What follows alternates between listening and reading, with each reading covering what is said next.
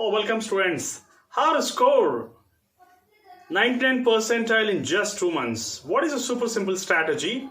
What is the smart work to be done to get 99 percentile in physics? Let me tell you one thing here. NTA has entered into the examination preparation of JEE Mains in the year 2019.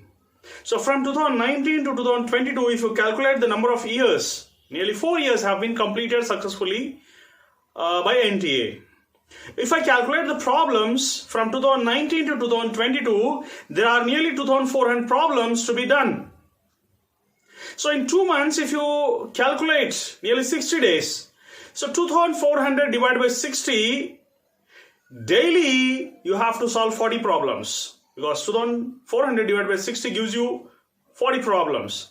So if any student solves 40 problems in just 2 months, I can say, inshallah, he is able to score 98 percentile easily. But the smart work to be done is, not only he has to solve 2,400 problems, and he has to grasp the concept behind these 2,400 problems. That is the main thing here.